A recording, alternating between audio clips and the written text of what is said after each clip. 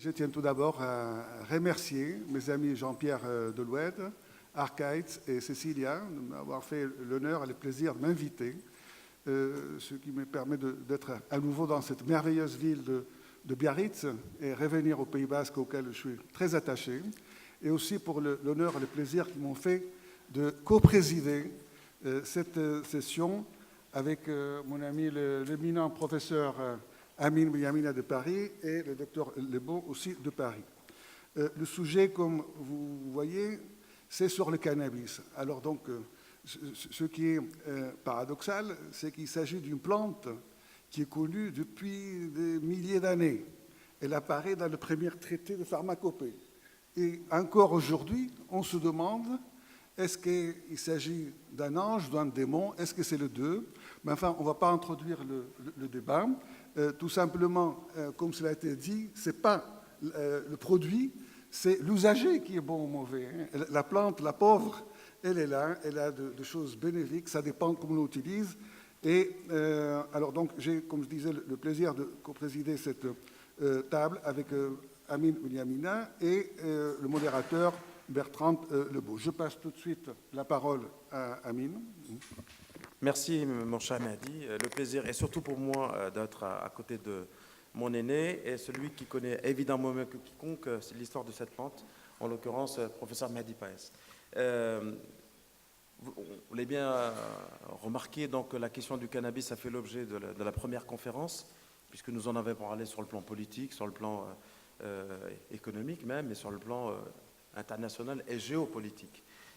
On a souhaité aussi distinguer, parce que la confusion est souvent faite entre la plante, molécule peut-être probable, on le verra tout à l'heure après les interventions, et la problématique liée à la consommation du cannabis dans les populations vulnérables ou autres.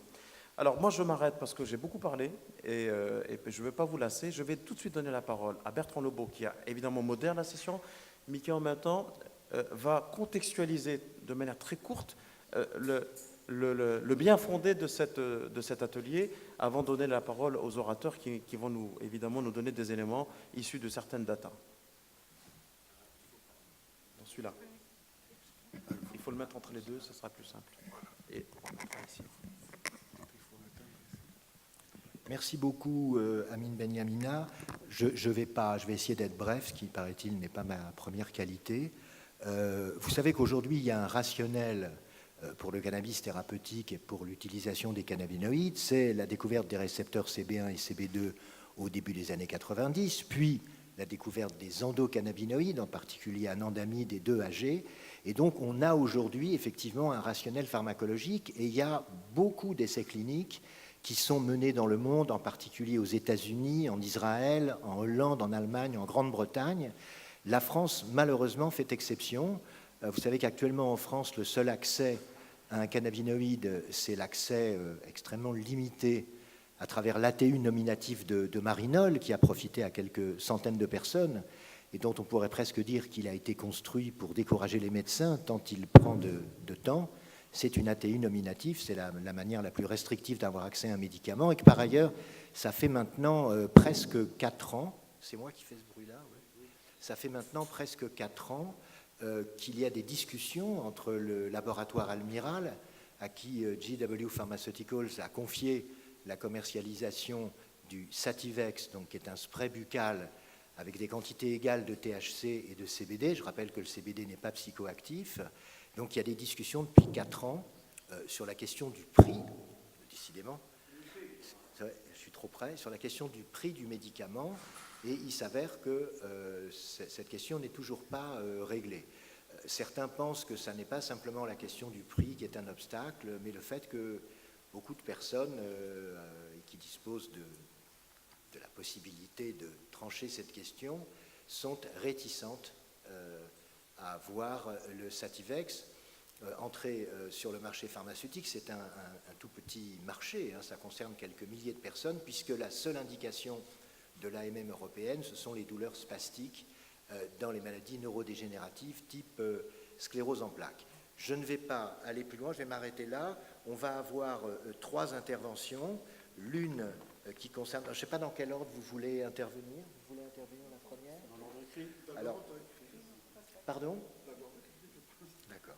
Alors donc, la première intervention va porter sur une question qui est d'ailleurs tout à fait passionnante, dans laquelle le CBD est aux avant-postes, c'est la question des cannabinoïdes dans les cancers. Et je vais donc passer la parole à Maria Munoz-Cafarel, qui travaille à Saint-Sébastien. Est-ce qu'il y a, s'il vous plaît, un micro portable? Parce que je voudrais, si c'est possible. Oui, est-ce qu'il y a un? Non?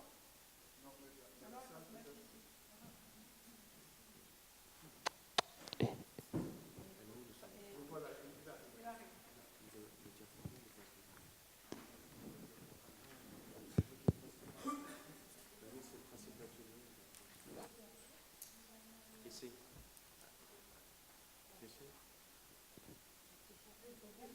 Oui, oui, oui, bien sûr. Elle est où? À droite.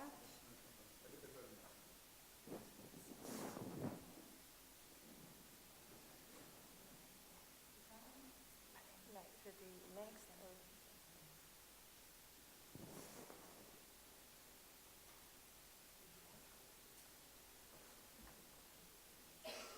Bonjour, je voudrais premièrement remercier les organisateurs pour m'avoir invité.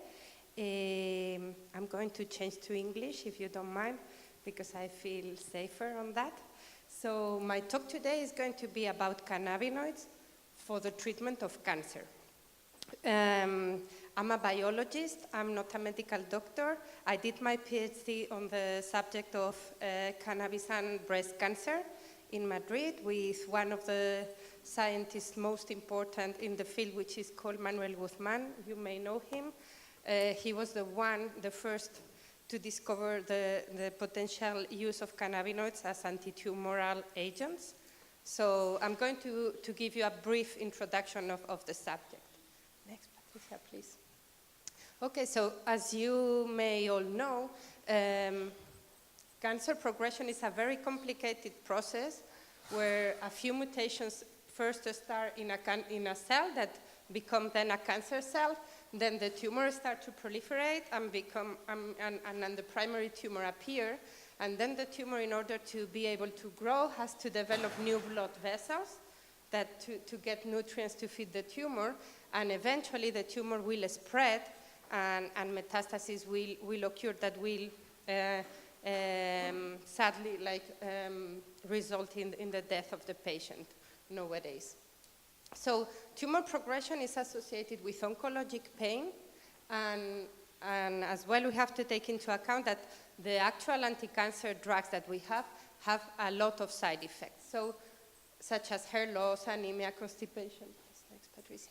So far, cannabinoids have been really well studied to treat this oncologic pain and to also to block some of the side effects associated to chemotherapy. For example, they are able to inhibit nausea and emesis and to stimulate the appetite of cancer patients. So we have Marinol, Sesamet, and also Sativex accepted for pain. But our research has been focusing something slightly different, which is actually the use of cannabinoids to block tumor progression. So if you can, I'm going to stay here. So if we want to use cannabinoids in the clinic, they have to fulfill the two conditions. They must work, so they have to effectively kill cancer cells or to block cancer propagation. And if we want cannabinoids to be safe and to act in a pharmacological ways, we have to find cannabinoid receptors, as our moderator was saying, CB1 and CB2 in cancer patients. But they have, but they have as well to be safe. So they must not produce toxic effect in non-cancer cells, and they must not produce ideally any side effects. Next, please. So do they really work? So the first pilot studies were done in glioblastoma, which, as you may know, is a really deadly brain tumor, and the life expectancy is sadly around a year. So the current treatments are only tumor resection radiotherapy, and in some cases there is a chemotherapy drug accepted called temozolomide, which only like increases the life expectancy in a few months. So the preliminary results from my laboratory discovered just by chance that THC, the main active compound of cannabis, did actually kill glioma cells when in culture, no, in the laboratory. Like second studies done in mice proved that they were actually really effective for tumors derived from glioma cells put in mice. So as you can see in the left, we have some mice that we have injected with cancer cells from glioma, and you can see in the top left, we have a tumor that has been treated with control or vehicle, and in the right that has been treated with THC. And you can see how the tumor is much smaller, and it's also less vascularized. Then we move to another more physiological model, which is implanting the brain cancer cells into the brain of the mice. And you can see in the left how this like white mass is the tumor that we have generated in the brain of the mouse. And after treatment with cannabinoids, in this case as well THC, the tumor nearly disappeared. Then like lots of research in the lab has been conducted to study which is the mechanism of this anti-tumoral effect. And we have discovered that there is apoptosis as well, there is induction, there is blocking of angiogenesis, which is the formation of blood vessels, but I'm not going to enter today on that for lack of time. If you have any questions later, I'm very happy to answer those. And then the second cancer, where I think has been more studies related to cannabinoids, is breast cancer, and that was the subject of my PhD. And as you may know, breast cancer is a very, very heterogeneous disease. So actually, like the medical doctors say, that is not a disease, but a group of different diseases. And there are different treatments for the different types of breast cancer according to the expression of different receptors. So basically we have been focused mostly on this HER2 positive cancer that we can see in the middle, and there have been, this subgroup has very bad prognosis, but it has improved dramatically with the appearance of antibodies that block HER2, such as trastuzumab, as you can see in the right. However, there are still like some unsolved issues, such as the innate and acquired resistance to anti-cancer drugs. As well, we have the problem of metastasis that actually nowadays is really, I mean, we can maybe make chronic the disease, but it's incurable, the disseminated disease. And we have as well the problem of the actual anti-cancer drugs give, no? Like the side effects. So in this context, we started to perform studies in different models of cancer in mouse, and we use a model which is called MMTV-New, you don't have to learn the name, which is a genetic model of cancer that spontaneously developed these HER2 breast cancers.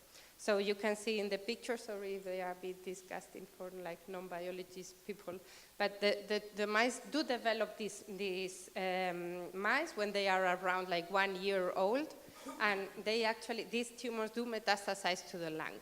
So what we did was when we first detected the first tumor in the mice, we started to treat, please Patricia, next. We started to treat with THC for 3 months, those tumors, and after 3 months, we evaluated the result. Sorry, next, please. So what we saw is that cannabinoid did dramatically reduce the growth of the tumors. You see in the picture there is the final size of the tumor, and in the graph show the growth curve. So in the left we have the controlled tumors that grow quite fast, and in the right how the growth of these tumors is really decreased in the case of mice that have been treated with THC. We also inhibit tumor generation, so those mice not only generate one tumor. I don't know, I mean, if you know, but the mice do have 10 mammary glands, and they these mice can even develop like many tumors, okay? So we did not only impair the growth of the tumor that had been treated, but we also block the generation of secondary tumor. And we also block, as you can see in the bottom right, the percentage of animals that developed lung metastases. Next, please. This was done in a mouse model, so they were like murine cells, like mouse cells, mouse tumor cells, but this is also true for human breast cancer cells. This is a cell line that we grow in the lab that has been derived from a HER2-positive tumor from a patient, and we treated those cells with THC, with increasing doses, 0.5, 1, and 1.5 micromolar, and you can see how THC is really reducing the proliferation of those cells. We also put those cells into mice. We generated like tumors on them, and we treated, in this case, it was orally, the mice for nearly 1 month with THC. And the results we saw is that in this model, THC also decreased the growth rate of the tumors. Please, next. And it showed like more or less the same effect. We also studied as I told you, in order to work, there have to be targets in the human cells. And don't pay attention to the graph because it's maybe a bit confusing, but we have studied that all breast cancer cells, and the more proliferative they are, the more they express CB2, okay, which is the non-psychotropic cannabinoid receptor.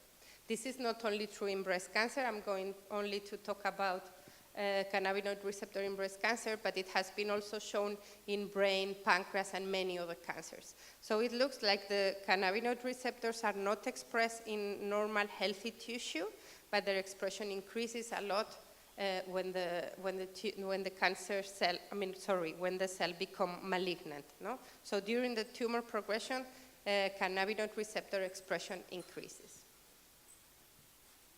So I hope I show you that they do work in preclinical models, and this means in the laboratory, in cells and in animals, but are they safe? So in order to be safe, as I told you, they have to be like non-psychotropic effects, and they have to be non-toxic for the healthy tissue.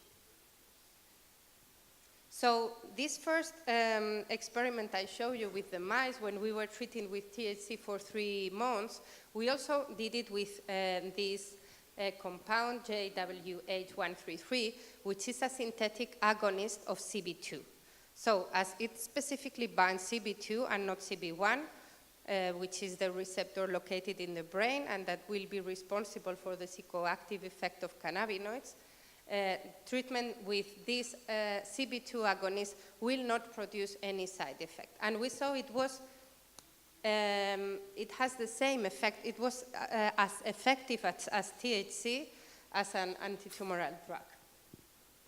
The second experiment that I'm showing in the bottom is maybe a bit complicated, but what we did is to treat with THC and an antagonist of the CB2 receptor.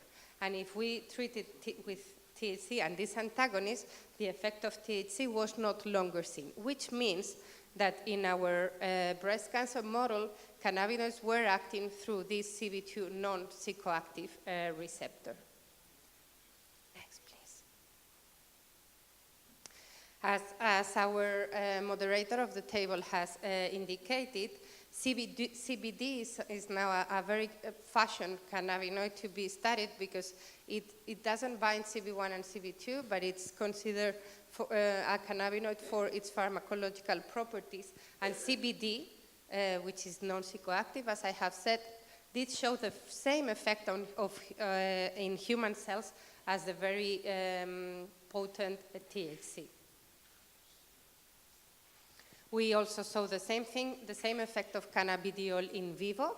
So when we injected these human breast cancer cells in mice, the tumor also was significantly reduced with CBD. CBD is the yellow circles. So you can see that it had a very similar effect to THC.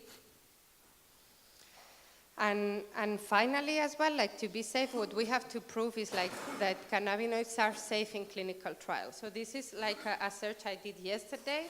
I Google clinicaltrials.gov to see how many clinical trials have been done with Sativex, with Marinol, and with CBD.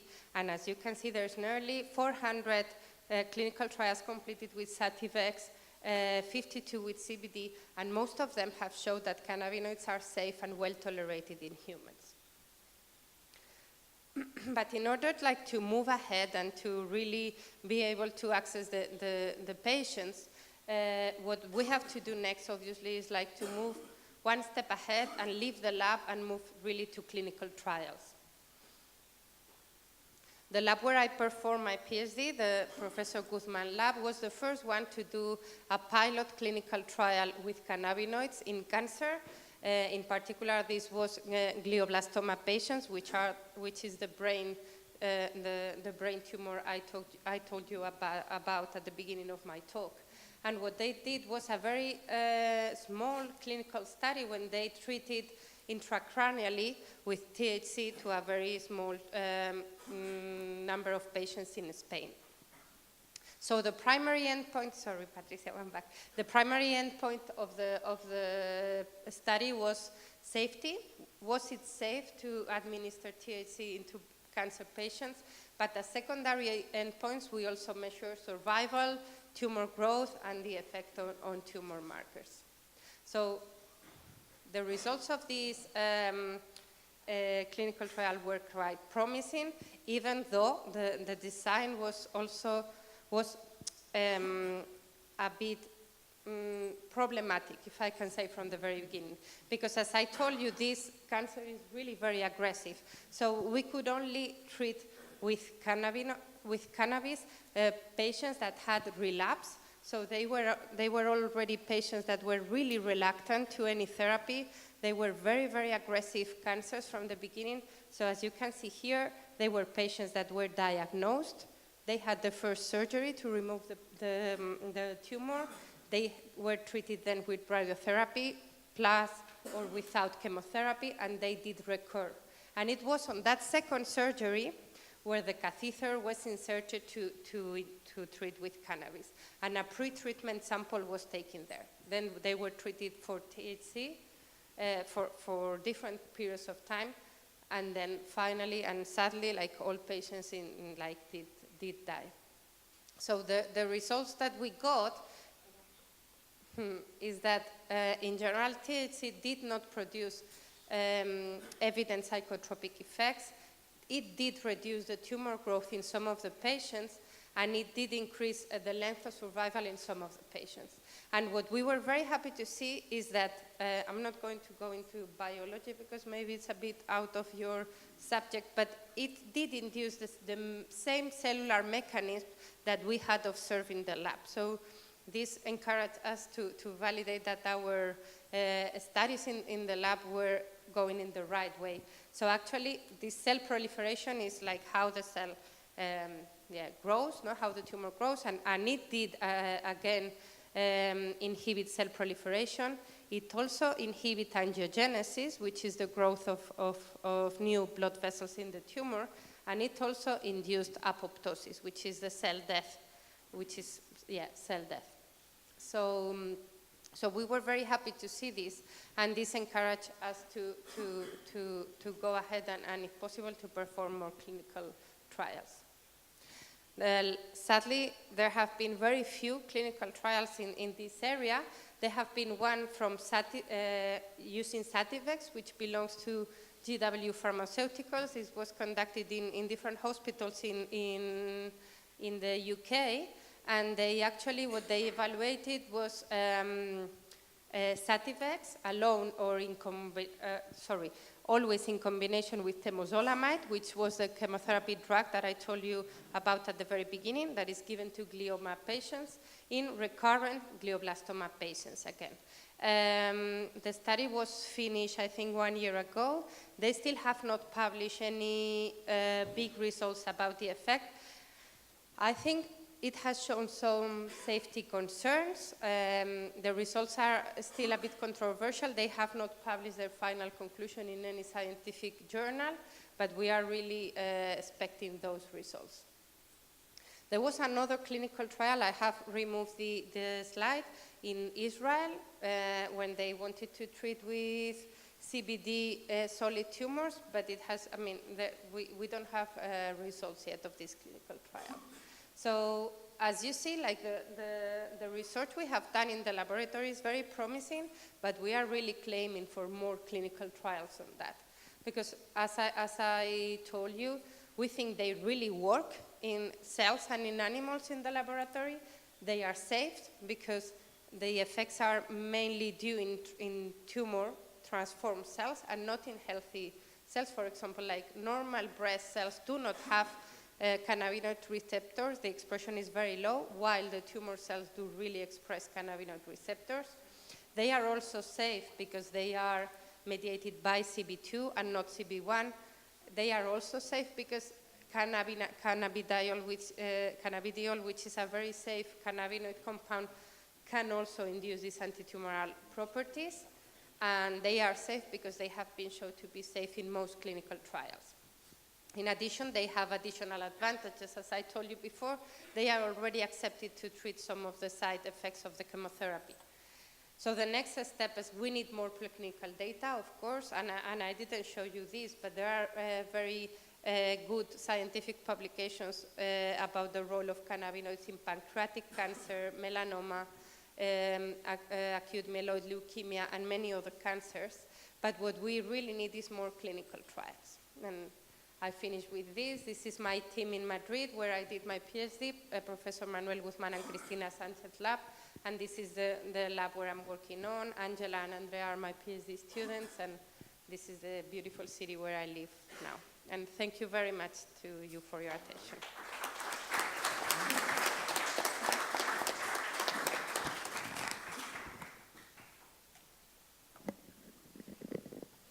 Alors écoutez, je vous propose peut-être quelques questions maintenant. On a un peu de temps, il faut faire attention, mais on a un peu de temps. Je vous en prie. Présentez-vous, question courte. Présentez-vous, s'il vous plaît, avant de poser la question ou de faire une remarque. Oui, je suis Dominique Lamy, médecin généraliste en Belgique.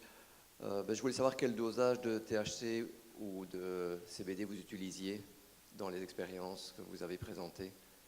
Okay. So, in vitro is, can I answer in English? Yes?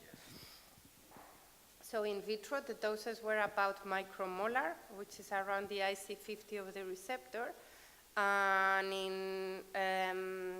in mice, we were treating with 20 milligrams kilo. Which, there have been students with higher doses, but we decided to use something which we consider physiological for THC.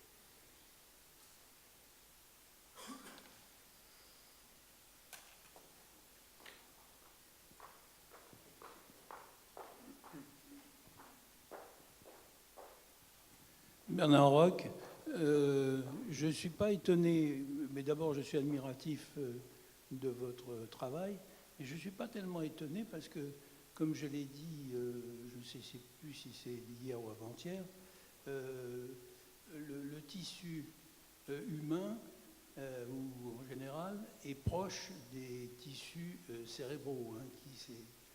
Tout ça, c'est la même origine ectothermique.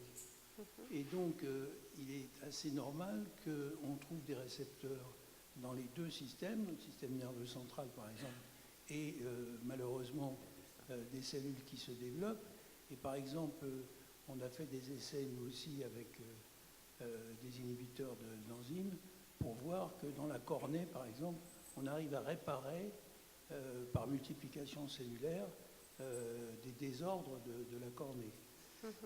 Donc c'est un petit peu le même schéma et le même concept.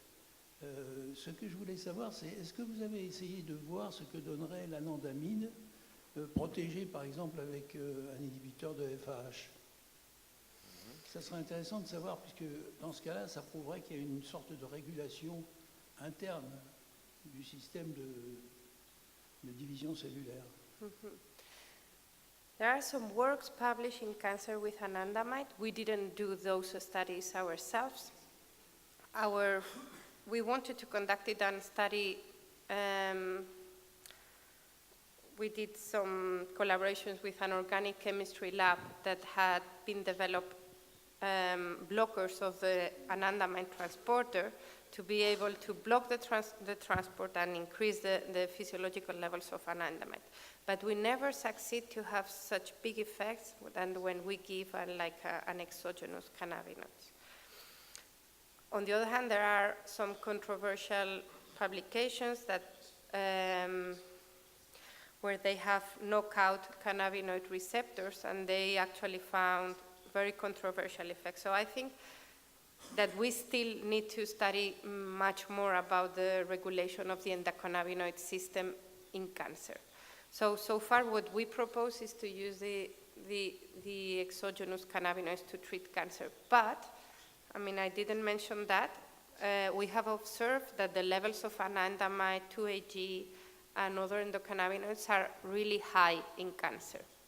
So the cannabinoid receptor increases, and also like the endocannabinoids. And regarding your first observation, what we think is that the expression of the receptor is really associated with the differentiation. The less differentiated is a tissue, the more receptor is going to express. Yes. Absolument. Oui. Merci. Merci beaucoup.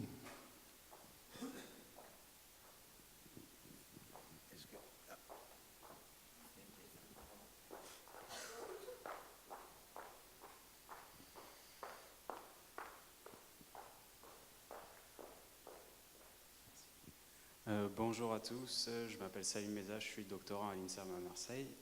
Donc moi, je voulais savoir par rapport à l'étude clinique pilote, la voie d'administration, c'était la voie intracrânienne, si j'ai bien compris. Et donc je voulais savoir pourquoi vous aviez choisi cette voie d'administration. Est-ce qu'on pourrait penser à une voie d'administration intraveineuse ou orale, classique? Yeah, at that point, I think I was not in the lab at that point. I mean, this study was done in the year 2000.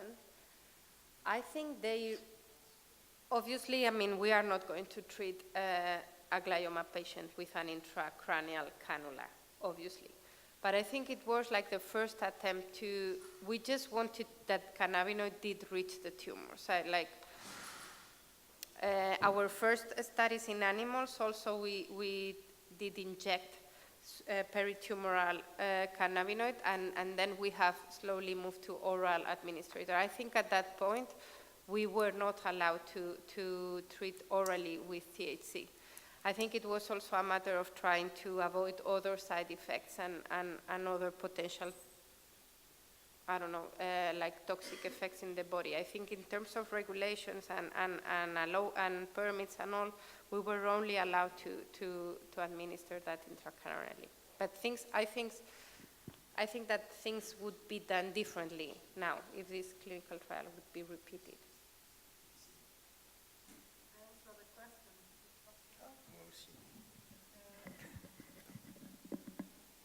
First of all, I would like to thank Maria for this impressive presentation. Thank you for your work. And I'm wondering, let's presume we will start a new trial. Do you think for instance, using CBD or THC, do you think we still need to perform a safety phase for any disease before, or do you think the safety data are enough to start directly? Or do you think we have to shape the trial depending on the disease to study safety in humans? Well, I mean, as I commented on my presentation, I think we have a strong evidence that they are well tolerated because of the nearly 400 or 500, 600 studies that have been done. But if we want to study a clinical trial now in breast cancer, the first study, the phase 1 clinical trial, will need to assess safety, of course, no, as any other clinical trial. Moi aussi, je vais vous poser une question très brève. So you have very interesting results. Do you know other teams of clinicians and researchers working on the same subject, cannabinoids and cancer, and what are their results? Do they find the same things than you? Yeah, sorry, for lack of time, I haven't talked about the research of other people. I mean, although like this research has not only been done by us, these big studies are done in collaboration with many other scientists.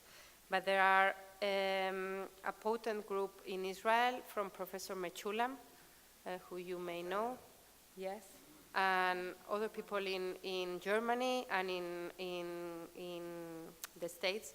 The conclusion are mainly the same. I mean, maybe they have been working in other types of cancer, but the results are the same. Cannabinoids are effective as anti-tumor drugs, at least in preclinical models. Okay. Thank you.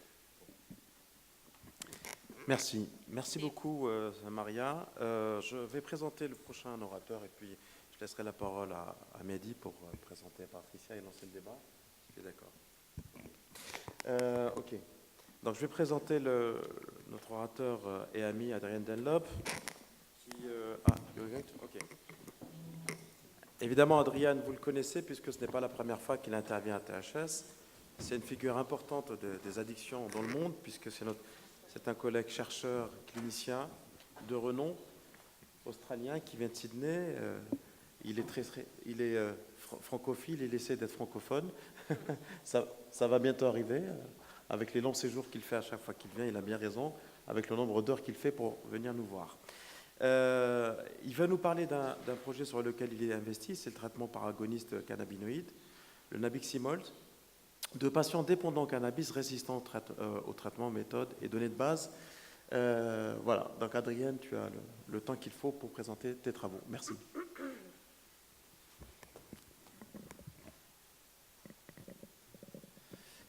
Merci pour l'introduction et aussi pour la traduction.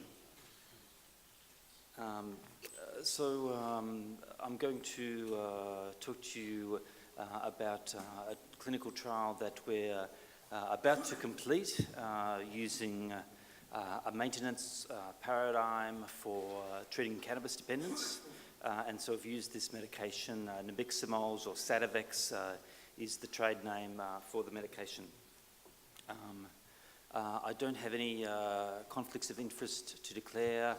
The medication for the study was provided by GW Pharmaceuticals, the British company, but they didn't have any involvement in the development of the study or the design or the reporting of the results. And the study was funded by the Australian Government Ministry for Health. I'd like to just acknowledge my co-investigators, most particularly Professor Nicholas Linzeris, who led the application to obtain funding for the study.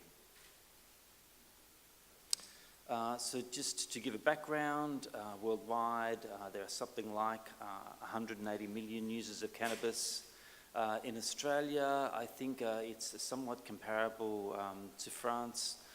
We have about 1/3 of all adults report using cannabis at any stage in their life, and about 10% in the past year having any use. Of course, most of this use is not problematic use, but there are a proportion of people, maybe something like 10% of regular users who develop cannabis dependence, and for those people it becomes a problem. So estimating the size of the population in Australia, maybe it's something like 200 or 300,000 people are current dependent cannabis users. And certainly in terms of providing treatment for substance use, this is probably about the third most common reason for presentation to a drug treatment service. Alcohol is, of course, the most common reason, and probably at the moment it's between opioids and amphetamines, might be the second. So it's third or fourth. So it still is a common reason people present for treatment. What are some of the problems? Certainly dependence or addiction is a problem, a financial problem or other health problem for some people. Some people complain of a degree of cognitive impairment when they're using cannabis regularly. For a small subpopulation, a particular subpopulation, their mental health, particular psychosis symptoms can deteriorate. And of course, with chronic smoking of tobacco, and in Australia, I'm not sure what the culture is in France, but in Australia, the culture is very much to smoke tobacco together with cannabis. People don't tend to smoke cannabis by itself. So the chronic smoking is, of course, a cardiovascular and a respiratory risk. I'll just very quickly go over, of course, the appeal, the ideal of an agonist type paradigm is that it's cross substitutes for the substance that the patient is taking. It's therefore something that might be attractive to somebody who's using because it's not trying to convince them to take some sort of different medication that has a adverse effect like disulfiram for alcohol use disorders, or an anti-craving medication where the benefit is less, the magnitude is maybe less. So that's the theory of it. Of course, it's most strongly demonstrated for, say, buprenorphine or methadone for opiate dependence, also for nicotine replacement therapy for tobacco dependence. So the particular medication, the Biximols, or Sativex is the trade name. It's a spray of THC and cannabidiol in a 1-to-1 ratio. THC, we've just heard a great presentation of some of the properties of THC. Cannabidiol has important effects. Not all of them are understood. It does have some anti-inflammatory effects. It does not appear to have psychoactive effects, but it may have some effect in reducing some of the pro-psychosis type effects of THC. That's a theory. So it has a 1-to-1 ratio, 2.7 milligrams of THC and 2.5 milligrams of CBD in 100 microliter spray. The doses that are typically used for treatment, and in Australia it's approved similarly, somewhat in France, I think, for multiple sclerosis, not as a first-line treatment, but as a second-line treatment, up to 12 sprays per day, so that's approximately 30 milligrams of THC and CBD per day. I understand it's approved in 18 EU countries, and I think there is approval in France for this medication. So the background to doing this study is that we've done a previous study that is reported in the literature about using this approach for cannabis withdrawal. So again, many people smoke cannabis without problems, but some people develop dependence, and some of those people want to be able to withdraw. Currently in Australia, if they come to receive some assistance for withdrawal, most of that's psychosocial counselling assistance. Sometimes medication is used. Of course, there's no great medication. Benzodiazepines tend to be the drug of choice, but it's like using a large hammer for a small nail. It's not quite the right approach, possibly. Also, antipsychotics are used sometimes. In this particular study, it was done at 2 hospitals, one in Sydney and one in Newcastle, which is a town close to Sydney. This was for people with cannabis dependence who wanted to stop smoking cannabis, who didn't have any other major medical or psychiatric conditions, who were not pregnant, and did not have other significant substance dependence problems, except, of course, they could be tobacco dependent. They all received routine care of cognitive behavioural therapy via a notebook. They all got withdrawal support from a nurse, and those who were tobacco dependent got nicotine replacement therapy, and the medication was either Nabiximols or a placebo spray, and it was in a 1-to-1 ratio, so 50-50 randomization. And you can see the doses. So we went higher, approximately 2, 3, 4 times higher than the current recommended treatment for spasticity in multiple sclerosis, and the reason for that was that we thought it might be important to give a higher dose, and of course if we're doing a medication study we don't want to give too low a dose, so you won't know if there's an effect. So you can see we increased the dose over the first 3 days, or first 2 days, and then decreased the dose, so the doses ceased on day 6. There were no doses given on day 7, 8 or 9, but the patients were blinded to the exact dose, so they didn't know exactly the dose that they were getting. And we recruited 50 patients. The average age was 35 years. 3/4 were men. About half had completed some schooling. About half were not working at the time. They were using reasonable amounts of cannabis, so smoking on average around about just under 1 gram per day, 22 grams in a month. Had been smoking cannabis for about 20 years, and on a dependence scale had a reasonably high dependence of cannabis. And you can see two important results in this smallish study. One is that there was a difference in the severity of cannabis withdrawal. You can see the change of withdrawal score, and the group getting placebo gets some more withdrawal, and the group receiving Sativex have less withdrawal. You might think that this difference is not so large, changing a score of 1 plus or minus, but it did seem to be significant in this study. You'll also notice that the retention in treatment especially improved on day 5 and day 6, and you can see there's a statistically significant difference on day 6 at the end of the medication phase between the two arms. So I don't want to make too much of this. It's not an amazing study, but it was a promising study for us to then think through, could we give this medication in a longer term paradigm rather than just for a withdrawal treatment? Would it be helpful? I guess just some other key things, though I should mention first. The placebo effect appeared to work, so patients could not pick which arm they were in. They couldn't, it was not better than chance, their ability to detect if they were in the Biximols arm or the placebo arm.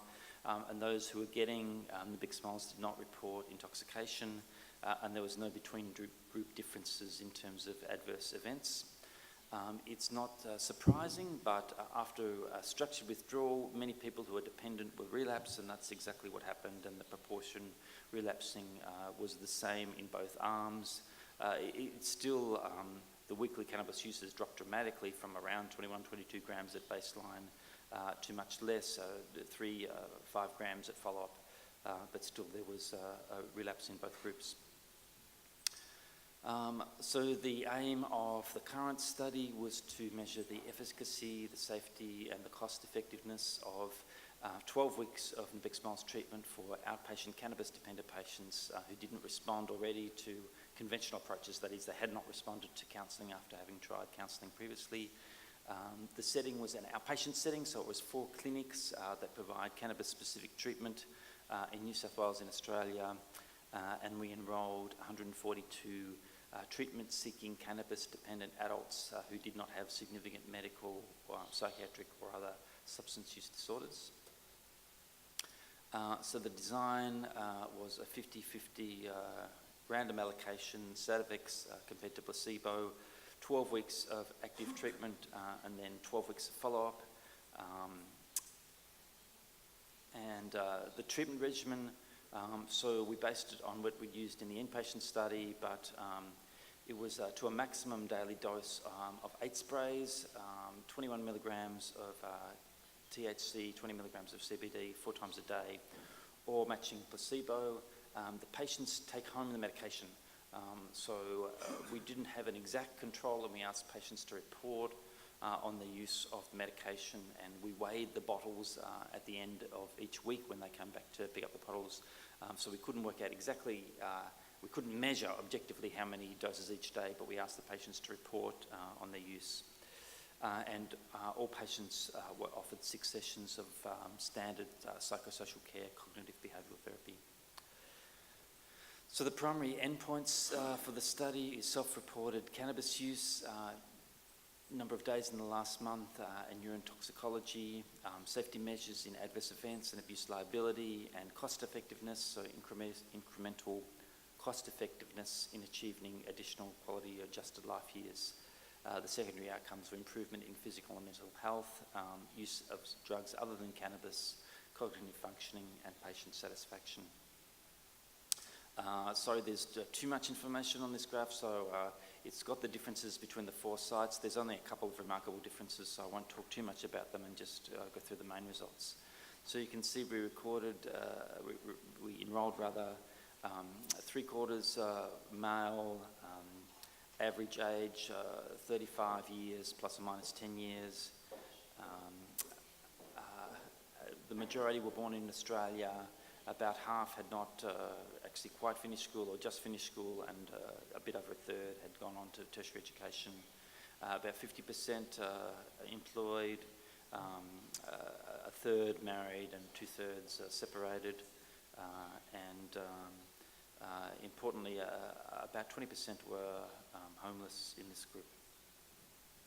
So it's a mixed demographic, but of regular cannabis users, smoking on average about 2 grams per day, having some moderate baseline cannabis withdrawal, not really drinking that much alcohol measured by the audit score, a high proportion tobacco dependent, experiencing a moderate cannabis cravings, getting some degree of problems related to the cannabis use, and having a moderate amount of ability that they felt to cope with being able to quit cannabis. In terms of their mental health, they did report a degree of depression and a degree of anxiety and stress on the depression, anxiety and stress scale. Not really that much in the way of psychiatric symptoms, a moderate amount of disability on disability score, some insomnia, and of course that's a problem with withdrawal with cannabis, and a reasonably high proportion reporting some current pain. In terms of their general functioning, overall it's reasonably good. Physical functioning is quite high. This is a score out of 100, but you can see with physical limitations, emotional limitations, energy, there's some problems also with well-being and social functioning, and quite a significant proportion are reporting some degree of pain. On the other outcomes at the baseline, this is a score of how frequently people are involved in crime related to the cannabis use. So that might be acquisitional crime, theft to obtain money for cannabis, or it might be cannabis offences. Of course, it's unfortunately a very common reason that cannabis users might come into contact with the police in Australia. So these were not uncommon events. So in terms of the status of the trial, we commenced the trial in 2016 and completed enrolment in mid-July, and we'll complete follow-up for the trial in December this year, and we have submitted the trial protocol for publication. So I guess to summarise, in terms of agonist treatment for cannabis, there may be a role for agonist treatment for cannabis. Why might it be important? There certainly is a growing trend internationally for medical cannabis, and there certainly is some movement in countries to decriminalise cannabis. A consequence of both of these things may be that there may be more people who are dependent on cannabis and need to seek treatment for dependence separate to these other issues. I'm not arguing, of course, that I don't think cannabis should be illegal, but this could be a consequence. Another important reason I think to think through it is we know that there's a continuing evolution of synthetic cannabinoids, and some of these have particularly nasty intoxication syndromes or withdrawal syndromes, much different or much stronger to herbal or plant-based cannabis. So it's important that we consider some treatments for them. Thank you very much.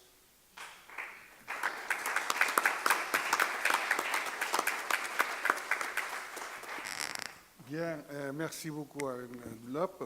Eh bien, je pense qu'on va procéder aussi à quelques questions. Et la parole est à la salle.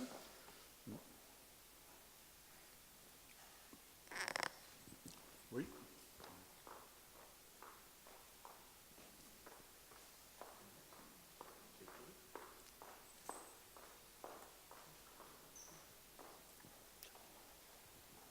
Bonjour, Alice Deschenaux, je suis psychiatre au pôle addiction de Paul Guiraud. Thank you for your presentation. I have a question about How do you manage tobacco consumption during the study? How do you consider the tobacco consumption, or do you propose something about some treatment, some nicotine treatment therapy, or something else? And how do you distinguish, I think, the withdrawal, the cannabis withdrawal, maybe, and tobacco withdrawal? Sure, thank you. So that's a great question. So everybody who is tobacco dependent, in the second study, the larger outpatient study, we offer treatment for nicotine dependence. So that could be nicotine replacement therapy, long-acting patches or the spray or gum or lozenges, etc. Interestingly, not many patients, I don't have the exact number, decide to take this option up. So we will look at it in the analysis, if there's a difference in the trajectory of those who stop smoking tobacco as well, and if they have a difference in their outcomes or withdrawal or craving scores, etc. But I think the group is probably likely to be so small that we're probably not going to see a big impact of this subgroup. Of course, it's a problem because tobacco dependence, generally amongst people with substance use disorders, is such a large problem, and they're very treatment resistant, and I think we probably need more than just medication therapy, replacement therapy, or other therapy like varenicline. I don't think this is enough to assist this group in trying to stop smoking.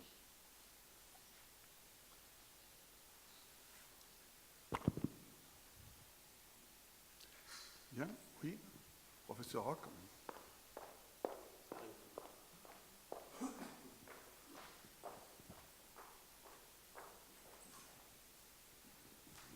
As you know, the interest of methadone or buprenorphine is the length of the stimulation of opioid receptors. And do you think that with Sativex you could modify the molecule in order to have a length of duration of the cannabinoid receptor like for methadone and buprenorphine? Yes, so that's it's possible. I'm not a pharmacologist myself, so I couldn't comment on the detail. That's one possibility, but another possibility. There was some discussion yesterday, and I've also been involved in a clinical trial of different.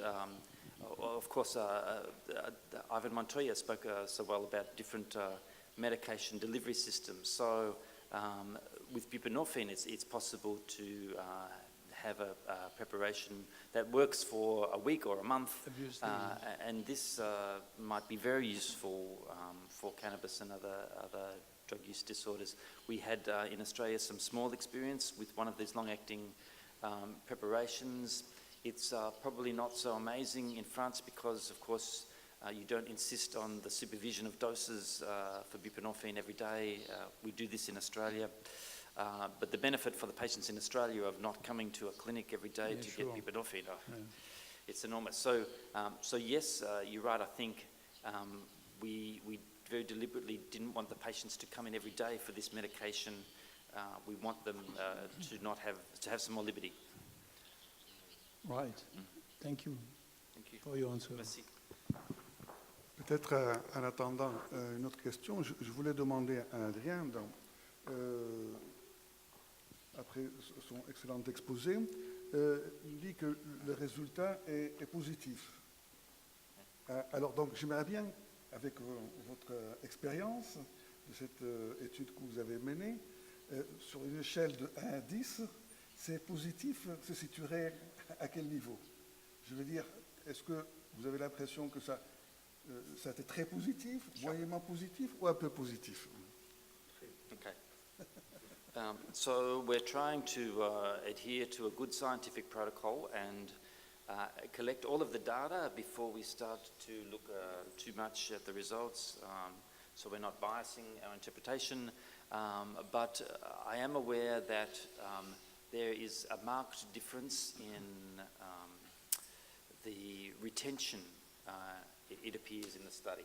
So it appears that there's one group that had good retention and one group that had poor retention, and the hypothesis is even though in this very short study, an inpatient study, placebo, we didn't think the patients could pick.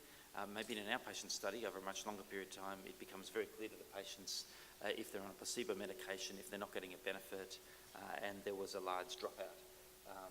This is my guess, but we haven't looked at the data in detail yet. So I guess, having said that, my impression overall, you remember the days before buprenorphine for heroin dependence. If you work in the addiction field and if you're seeing a patient who has to do heroin withdrawal and you don't have a medication, it's a bit like praying to the gods. It feels useless, really. To have cannabis users who try counselling treatment and it doesn't work for them, and you can offer some medication, they're very interested. So it was not very hard to recruit to this study. It's promising, but I want to see if the results actually really look any good before saying so much. Bien, merci beaucoup, Adrien. D'autres questions? Eh bien, je pense qu'il n'y a pas d'autres questions. Je voulais en poser une dernière. Ah, pardon. I suppose that Sativex can be prescribed by medical doctors in Australia. So in which indications? That's my first question. And the second one is, do you think that it could be a new indication for this association THC-CBD? Yes, so in Australia, you have to be a specialist, either a rehabilitation specialist or a neurologist, to prescribe it for this indication. And I don't think it's a great decision, but the decision was made to schedule this drug in the same class as morphine and other, strong opiates or dexamphetamine, etc. So it's possible that a doctor can prescribe off-label, so not consistent with the indication, but because it's a restricted medication, it's not going to be very easy to do. So I think there would be a very big market if it was possible. I think many patients would be interested. Again, it's if there's no medication and there's a new medication, patients have enormous hope that it can help them sometimes, but we have to wait to see. And maybe the other interesting thing in Australia is, I'll just be very quick, but so the Australian medical cannabis is not as deregulated as some states in the US, but it is coming, and there will be a lot of interest in this medication, particularly for a wide range of conditions that aren't diagnosed exactly. So it may end up being used under a different name. Merci. Oui, très bien. Alors, last but not least, nous passons à la dernière intervention qui va être effectuée par Madame Patricia Carrieri de Marseille, épidémiologiste, qui travaille surtout dans le domaine de réduction des risques et des dommages, qui va nous parler sur cannabis, insulinorésistance et stéatose chez les personnes infectées par le VIH et le VHC. Patricia? Bonjour à tous. Tout d'abord, je voudrais remercier le travail impeccable de l'organisation et les personnes qui se sont occupées de l'organisation de cette conférence et de cet atelier. Et je voudrais remercier tous pour m'avoir invité à parler de ce sujet parce que j'y tiens particulièrement, parce que je trouve qu'en France, on est un peu à la traîne sous la recherche dans le domaine des bénéfices du cannabis. Et malheureusement, j'ai dû me contenter d'utiliser des données observationnelles d'une population qui utilise beaucoup de cannabis, donc les patients co-infectés par le VIH et le VHC, pour pouvoir étudier certains types d'effets sur des critères de jugement clinique.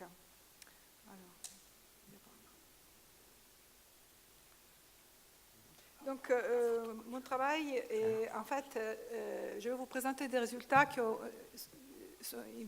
sont basés essentiellement sur les données longitudinales d'une cohorte ANRS, la cohorte EPAVI. Donc je parle un peu en nom de toutes les EPAVI Study Group parce que tout le monde a participé. Et donc c'est une cohorte qui a été mise en place en 2005-2006 et qui a vraiment permis d'étudier beaucoup de choses, et en particulier l'impact des comportements sur l'évolution clinique. Donc tout d'abord, pourquoi on s'intéresse au cannabis et aux troubles métaboliques chez ces patients?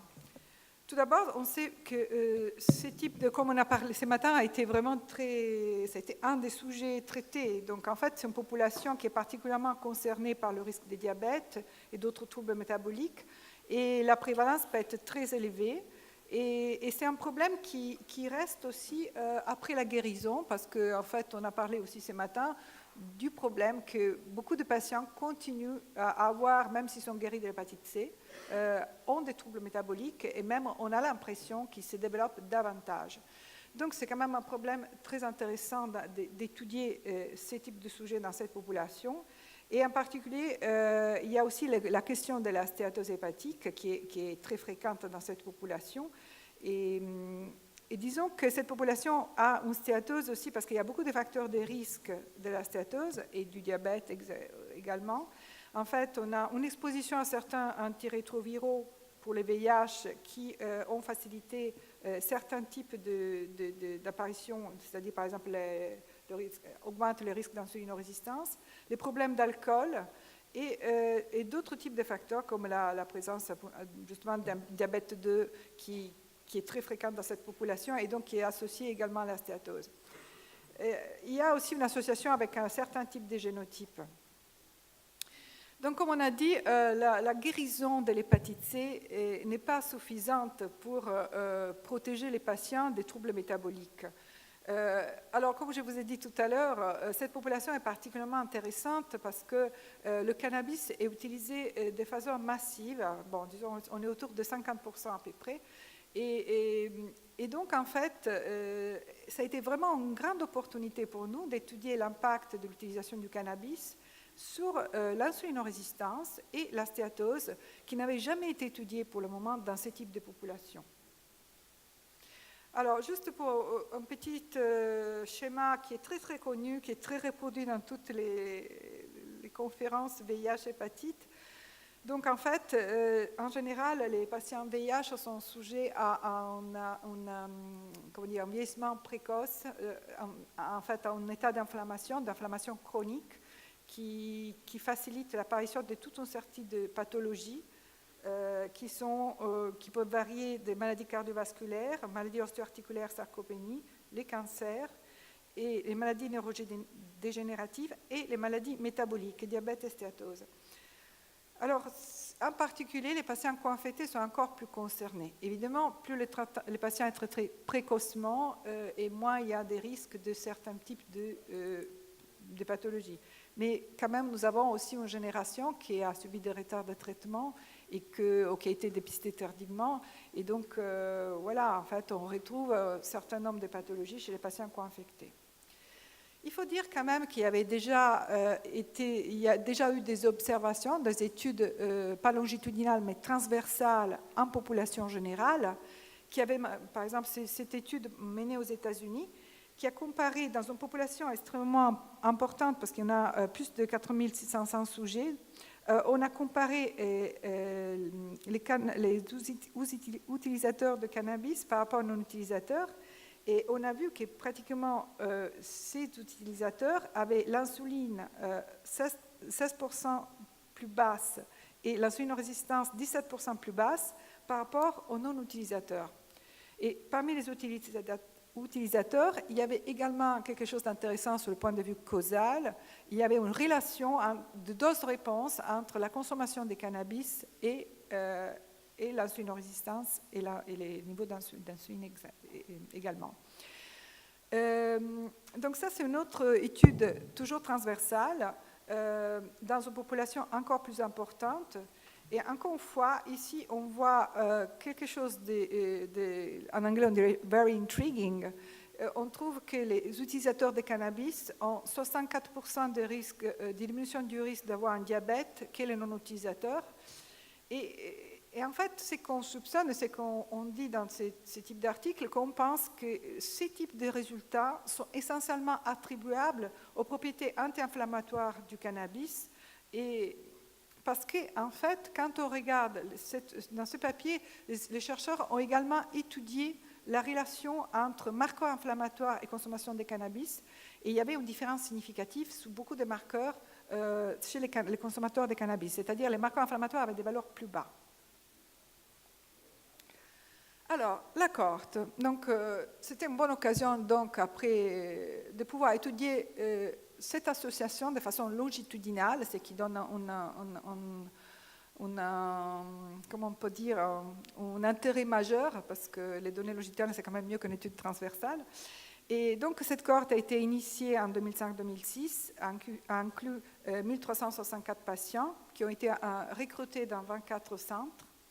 La caractéristique de cette cohorte a été de recruter à la fois des patients.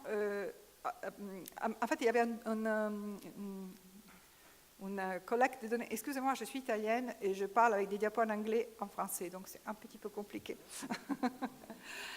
Et donc, en fait, nous avons une data collection double, c'est-à-dire il y avait un recueil de données double, clinique et à la fois médicale, mais aussi socio-comportementale à travers des autoquestionnaires.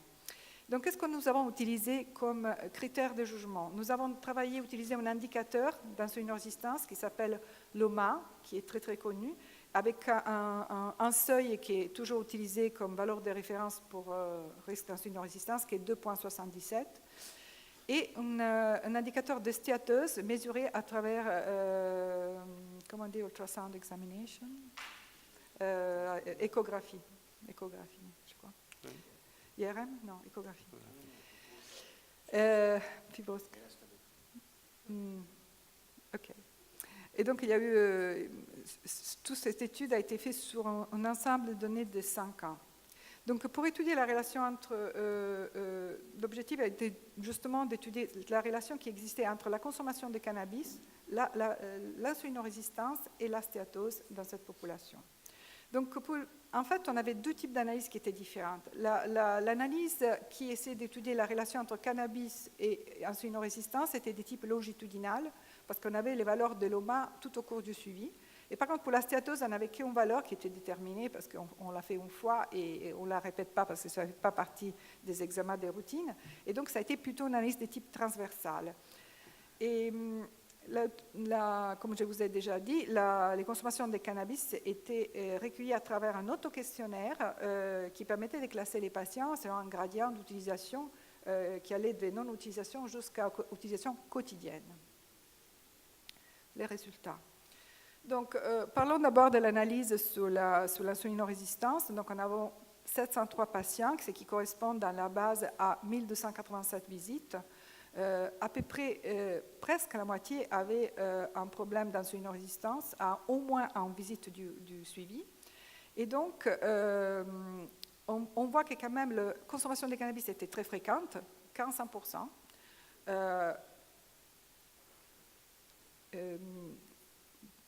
Ça a été mesuré à la première visite disponible où il y avait aussi les données de cannabis et de l'insulinorésistance. Et il faut dire qu'on a essayé de comprendre un peu ce qui était associé au cannabis. Donc, on a trouvé des facteurs associés à l'utilisation du cannabis qui, comme on avait dit ce matin, étaient associés à un index de masse corporelle plus bas, à une histoire d'utilisation des drogues et aussi à une consommation de café. Des variables qui pourraient être justement des facteurs de confusion. Alors, je vous présente directement les résultats de l'analyse multivariée. Et donc, ce qui est intéressant de cette analyse, donc nous avons étudié les facteurs associés à l'insulinorésistance, donc oui, non. Et en fait, quand on regarde la consommation de cannabis, on voit qu'il y a une réduction du risque d'insulinorésistance de 60% par rapport aux non-consommateurs. Donc 60%, 0,4 fait le complément 1 pour calculer la réduction du risque. Donc c'est un facteur protecteur, on dit, de l'apparition d'insulinorésistance. Et ce qui est intéressant, ce résultat est valable même en ajustant pour des facteurs qui sont associés à la consommation du cannabis, comme la consommation de café, qui est également un facteur protecteur, et aussi l'index de masse corporelle. Nous avons également ajusté pour le sexe et la charge virale parce que c'était des facteurs dont on devait prendre en compte également. La stéatose. Donc, on a dit qu'il s'agissait d'une analyse transversale, donc oui, sur 838 patients dans ce cas, 15% ont stéatose et 14% déclarent une consommation quotidienne de cannabis. 11%, 12% à peu près en consommation régulière et 75% en pas de consommation en utilisation occasionnelle. Donc, comme je reviens aussi directement à l'analyse multivariée, donc quand on regarde ce qui est intéressant ici, quand on regarde ce qui est associé à la stéatose, la consommation quotidienne de cannabis, donc à peu près réduit de à peu près 40% les risques de stéatose dans cette population. Et ce résultat est valable même en tenant compte de possibles variables de confusion, comme l'index de masse corporelle encore, l'exposition à des traitements qui sont associés à la stéatose et aussi à la consommation d'alcool, qui est évidemment un facteur de risque. Donc on a quand même une consistance des résultats. Alors, il faut dire que ces deux études qui ont été publiées respectivement sur Clinical Infectious Diseases et l'autre, celui sur la stéatose, il vient juste de sortir sur Journal of Viral Hepatitis. Elles sont les premiers qui étudient cette relation entre le cannabis, l'insulinorésistance et la stéatose dans cette population de co-infectés. Il faut dire que de façon presque simultanée, il y a une étude qui est sortie en population générale qui montre exactement les mêmes résultats, que la consommation de cannabis est associée à moins de risques de stéatose en population générale. Il est publié sous PLOS ONE. Et on a aussi fait des analyses dites de sensibilité, c'est-à-dire on essaie de changer un peu la variable réponse, donc les critères de jugement, pour voir en fait si les résultats sont stables, si on retrouve toujours les mêmes résultats, si les résultats sont solides et robustes. Et donc en fait, par exemple pour l'insulinorésistance, on a changé le cut-off, donc on a utilisé des valeurs plus élevées et on retrouve toujours les mêmes résultats. Et aussi on a utilisé l'OMA, l'indicateur de l'insulinorésistance, comme variable continue et on retrouve la même association. Donc on retrouve toujours la même association, le même effet protecteur. Alors il y a quelque chose quand même qui est important de dire. Le tabac est dangereux, quand même fumer est dangereux et donc c'est vrai qu'il faut quand même essayer de proposer des alternatives différentes à ces patients parce qu'ils souffrent, ils sont très sujets à des maladies cardiovasculaires.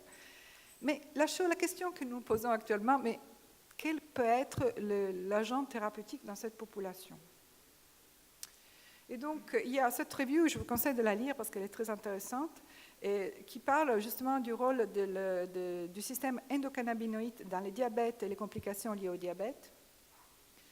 Et en fait, quand on regarde, donc ça c'est un graphe que j'ai tiré de cet article que je trouvais très intéressant, parce qu'en fait, il décrit vraiment les schémas causaux par rapport à la consommation excessive de nourriture, de certains types de nourriture riches, avec l'obésité viscérale. Et en fait, il y a une overactivity, c'est-à-dire une suractivité du système endocannabinoïde qui s'est produit et qui porte à toute une série de dysfonctionnements au niveau du pancréas, au niveau du foie et au niveau aussi des autres types de systèmes. Je ne suis pas médecin, donc c'est pour moi un peu difficile de décrire tout ça, mais le résultat final, qu'on arrive à une insulinodéficience, une insulinorésistance et un diabète de type 2. Donc disons que ce type de dysfonctionnement est associé à cette apparition. Alors, les auteurs suggèrent aussi également que le cannabidiol pour le diabète peut être quelque chose d'assez intéressant parce qu'il a des propriétés antioxydantes et anti-inflammatoires et protège, et il a un effet protecteur sur les tissus. Et donc, même s'il est déjà utilisé actuellement, en particulier aux États-Unis, pour les épilepsies qui ne répondent pas à aucun traitement et les glioblastomes, comme a été justement montré, il pourrait avoir un potentiel thérapeutique dans le contexte du diabète qui est extrêmement présent dans cette population. Je voudrais remercier, vous voyez, sont beaucoup, et c'est difficile de les faire apparaître. Et on ne voit pas bien, mais je voudrais remercier en particulier Non, c'est pas vrai. Les investigateurs principaux de la cohorte, François Dabis, qui est actuellement le directeur de la NRS, et Dominique Salmon, et bien sûr l'équipe de Marseille qui a été extrêmement soutenante, qui est aussi présente ici, et vous tous pour votre attention. Merci.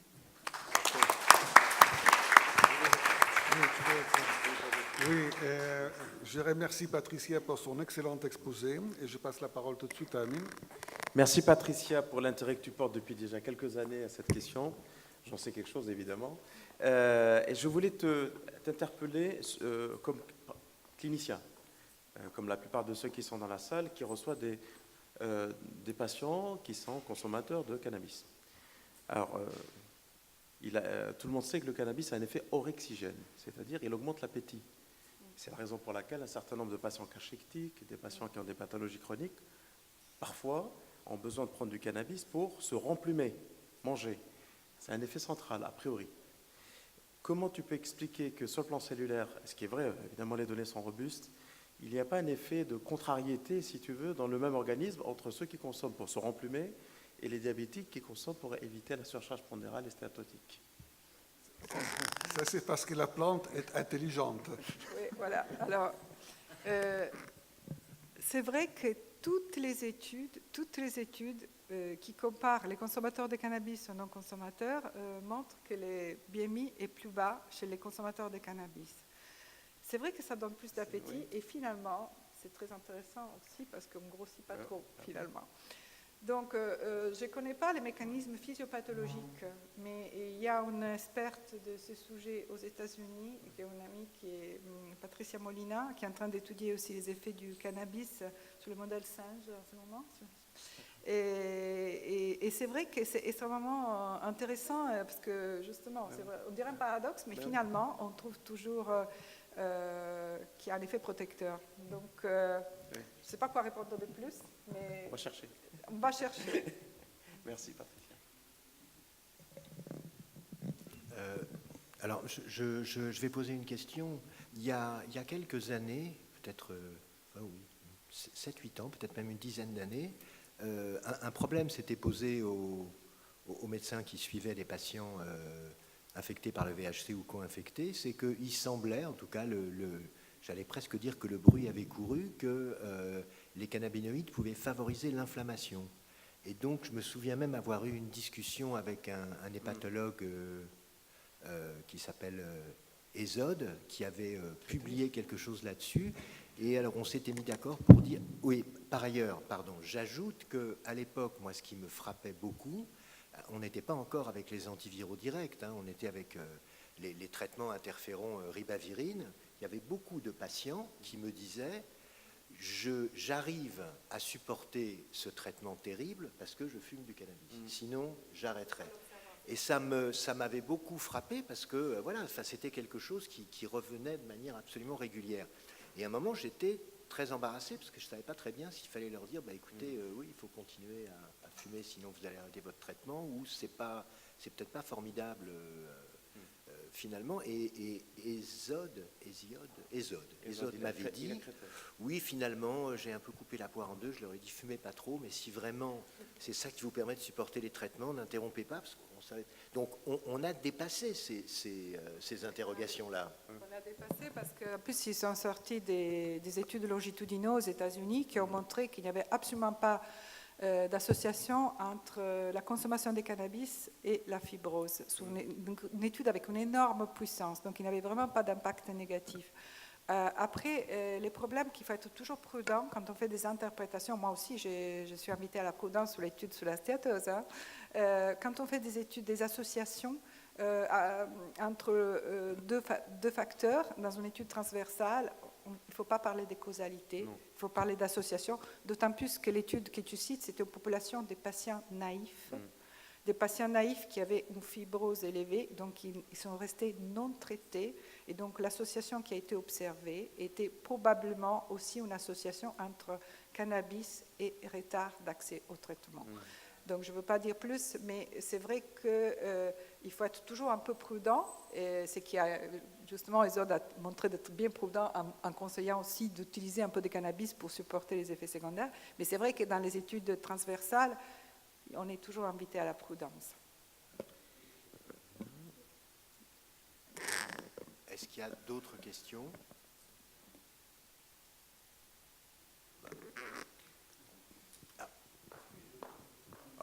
Au contraire, Vous en avez le droit. Par contre, ne parlez pas trop de neurobiologie parce que je ne suis pas forte sur ce sujet. Hein. Vraiment, je ne sais pas si vous l'avez compris. Non, non. Non, je voulais simplement savoir, est-ce que vous avez des modèles animaux, en particulier des modèles de souris, qui permettraient d'utiliser des knockouts et qui faciliteraient sûrement la relation qui peut exister entre les CB1 et les CB2, l'endroit où ils se trouvent, et parce que l'utilisation des antagonistes, comme vous savez, n'est pas utilisable facilement, ils ont beaucoup d'effets secondaires, et donc ça serait bien d'avoir des modèles animaux, en particulier des modèles de souris, qui permettraient de faire des knockouts. Il y a déjà pas mal d'études sur la souris et les cannabidioles. Et il y a d'autres études, si vous voulez, je vous les envoie également. Ils sont extrêmement intéressants, et c'est pour ça qu'il y a eu cette revue que je vous ai montrée à la fin, qui proposait les cannabidioles comme traitement pour le diabète. Après toute l'analyse de toute cette littérature in vitro et in vivo sur le modèle animal. Je peux vous envoyer l'article et dedans il y a toutes les références avec. Ça a été. Ah oui, pour le diabète, ça m'intéresse particulièrement, bien sûr. Ok, je vais vous l'envoyer. Derrière, Pascal.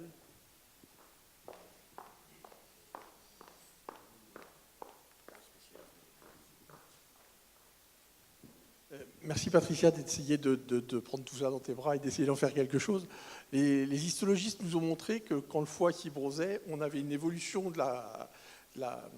des récepteurs du rapport CB1-CB2 dans le foie, et que donc du coup l'effet de stimulation ne sera pas du tout le même en fonction de la fibrose. Donc ma question c'était, on a que cette cohorte-là, et c'est tant mieux déjà de l'avoir, mais du coup, est-ce qu'on n'a pas aussi des biais qui vont être introduits par le fait que dans le groupe, il y avait peut-être des gens qui avaient des cirrhoses importantes et d'autres des hépatites plus minimes? Ça, c'est ma première question. Et la deuxième question, c'est est-ce que tu ne crois pas aussi qu'on peut avoir un effet un peu écrasant de par la population qui consomme aussi de l'alcool, et que peut-être dans une population où il n'y aurait que du cannabis, on aurait des résultats plus intéressants et peut-être encore plus significatifs?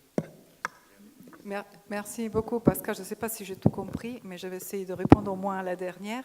En fait, les problèmes des études observationnelles, c'est qu'on ne randomise pas. On n'a pas donné à un groupe le cannabis et à l'autre pas de cannabis ou un cannabis placebo. On ne l'a pas donné.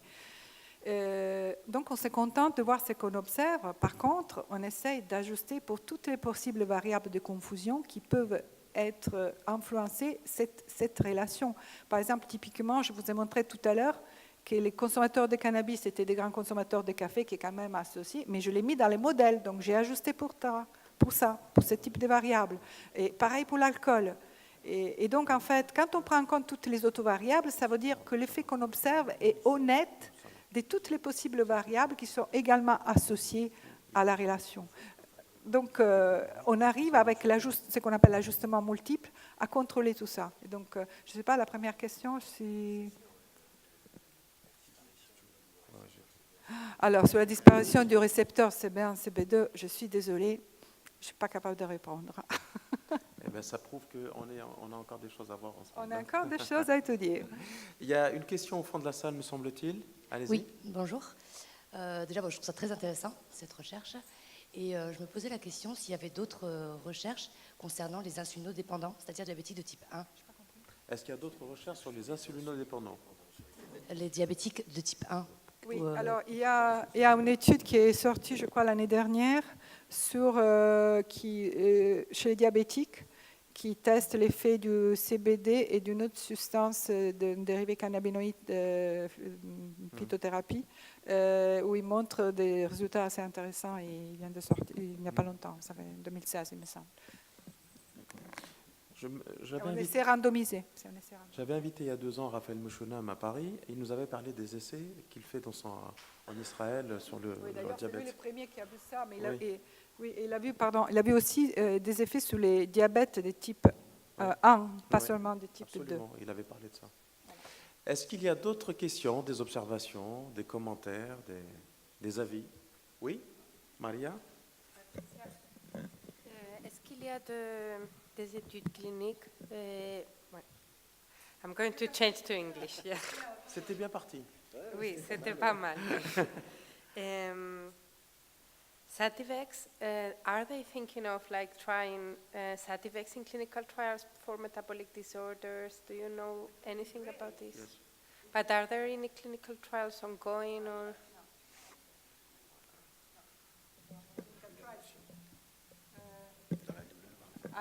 I think the use. Can I speak English or French?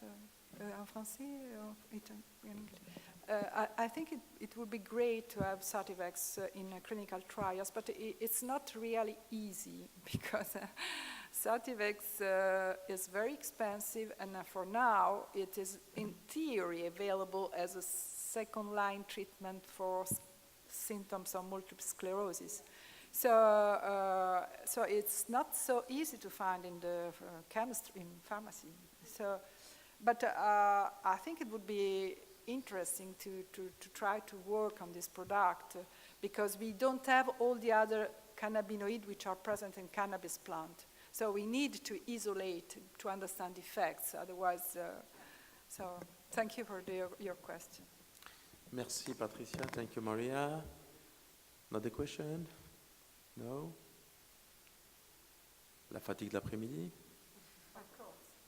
C'est la montée de la rune? Et la clarté des exposés. La clarté des exposés. Bon, bah, écoutez, il ne me reste plus qu'à remercier tous ceux qui étaient cet après-midi à la manœuvre et au boulot. Maria Munoz Cafarel, Adrienne Deleup et Patricia Carrier, merci. C'est un domaine qui, à mon avis, est loin d'être épuisé. Je pense qu'on prend date pour ressortir cette question, la retravailler et puis inviter un certain nombre de collègues qui actuellement, dans des pays où peuvent le faire, hélas pour la France, venir partager avec nous leur expérience. Merci beaucoup et bon, on va gagner un peu plus de temps de pause. Merci à Bertrand et merci Mehdi.